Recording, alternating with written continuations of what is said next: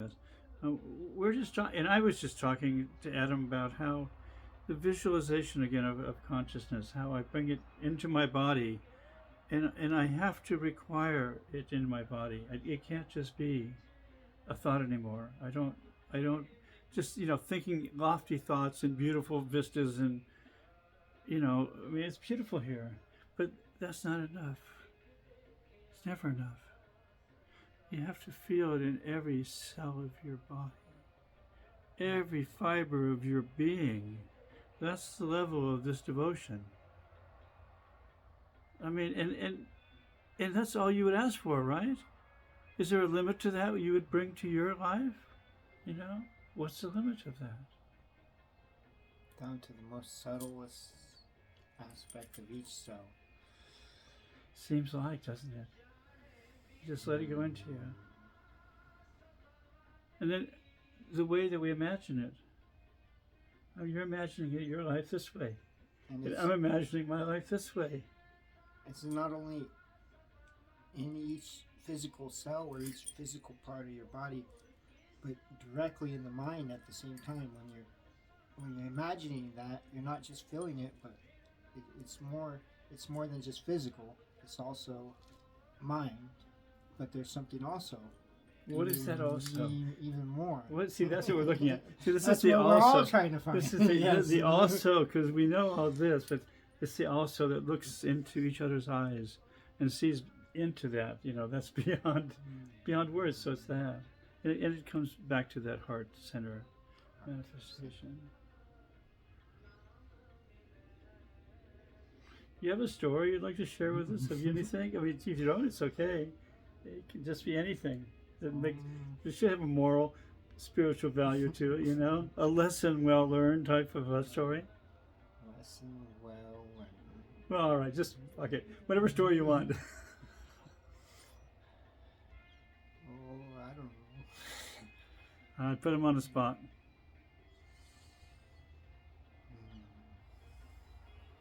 But when you think of it, we can talk about it. It'll come naturally as usual around here. Just traveling and see Adam. It's just on donations, traveling, everything. He's in the flow. He's not above calling me to pick him up at the bus station, for example. But other than that, he's in the flow. Go ahead.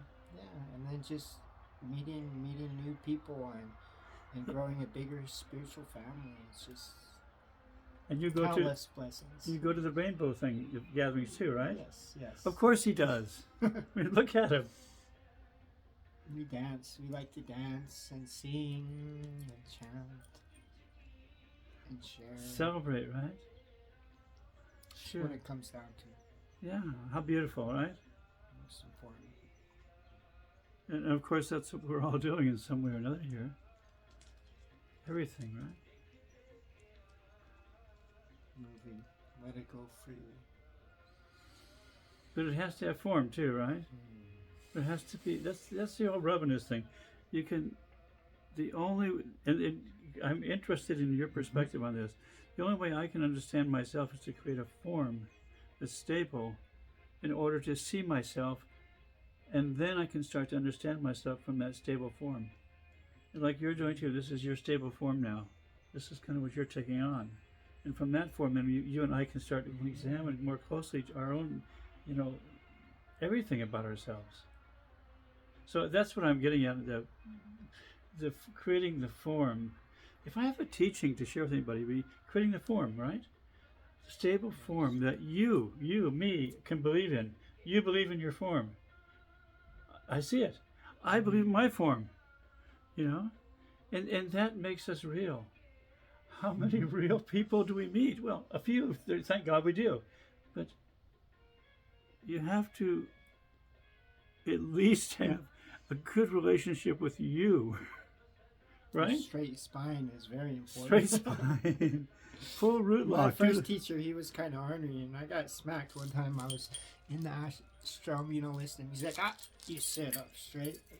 Okay. That's right. You're lucky he didn't really whack you. He did really whack me a few times. He had a stick, and he blessed it, and You blessed it. You know? So he can. It's gonna bless your butt with it. Yes. So that's how you know you learn this stuff, right? And it was a sense of humor and gratitude, you know. And I have countless stories like that too. I can share that I will not share with you because they're too funny. But it's the same teaching that you got from first guru is always mother. Yeah. And if you're doing something harmful, she is going to, out of tenderness and love. And it won't seem like that at first when you get smacked by your guru, but later you on, little shit. down the way, it'll bring tears to your eyes. So that is a perspective way of viewing it. Of course, it's totally accurate, you know. So, so here we are. The other question I have, you know, it's like I'm thinking, okay, well, this is ourself, right? This is Adam. This is me. You know, it's ourself. Okay, that's yourself. But then I also think, well, I had a self when I was really young too, like even a year old. I can remember things. And what did that self look like at a year old? And then what did that self look like as it grew up? You know, what point is that my real image? Teenage self? You know. But where does that image become who you think you are? This self now? Well, this is all I can take it. This is who I am now. Every other self that's been before is definitely created the self. So it's their problem and their fault. Any blame goes, okay? Otherwise, I take full responsibility for all the goodness and joy. It's like a never-ending lotus that just is constantly in bloom and unfolding. Seems to, doesn't You it? think it's at its peak and it's a flower even when we was little, when we was 1. And then we grew up and matured a little bit at 3. And like, oh, now we're a real person. We're really real. We can do things. And See then how? we snap out of that. Yeah, I get that. And then when we fall asleep too. And we have a very beautiful dream. Like, oh, we're the lotus. And then we wake up from that. And then another reality.